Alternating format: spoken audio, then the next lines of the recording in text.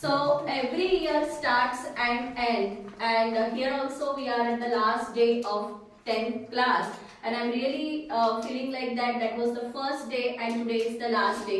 तर किती फास्ट आपले दिवस निघून गेले आणि खूप छान आपण एन्जॉय केलं ॲज वेल एज स्टडी केला in the class, and I feel very happy. तुम्ही सगळ्यांनी इथे येऊन खूप सगळं शिकला as well as share so many good things with each other. Always departures are troublesome, but anyways you are going ahead आणि तुमची प्रगती होणार आहे जेव्हा तुम्ही 10th मध्ये 11th मध्ये जाणार. So that will be a next milestone for you to achieve. So for you it is a good thing, and for that from my side I will be always giving you my best wishes.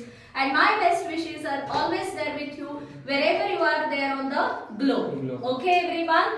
So any questions from your side? Ma'am geometry खूप अवघड आहे, last मोमेंटला कसं काय revision करायची? Yes Aishwarya, your question is absolutely correct. Exam period मध्ये एका दिवसामध्ये पूर्ण जॉमेट्रीची आपण रिव्हिजन कशी करायची? बरेचदा आपण पेपर मध्ये येणारे क्वेश्चन्स जस्ट ऑब्झर्व करतो, पण जेव्हा ते क्वेश्चन्स आपण सॉल्व्ह करायचा प्रयत्न करतो ना, तर आपल्याला तिथे डिफिकल्टी येते आणि सगळ्या व्हरायटीचे क्वेश्चन्स आपल्याला सॉल्व्ह करणं खूप कंपल्शन असतं. आणि त्यासाठी म्हणून चॅप्टर वाईज तुम्हाला मी आयएमपी क्वेश्चन्स देते, चॅप्टर 1 पासून चॅप्टर 7 पर्यंत.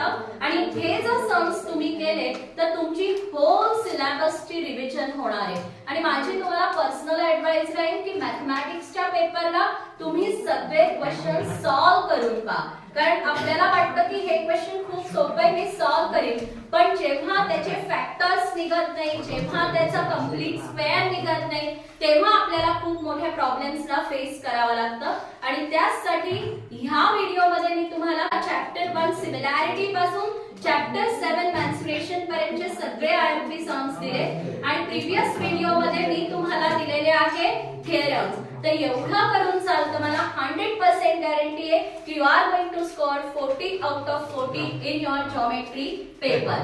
All the best everyone. Thank you.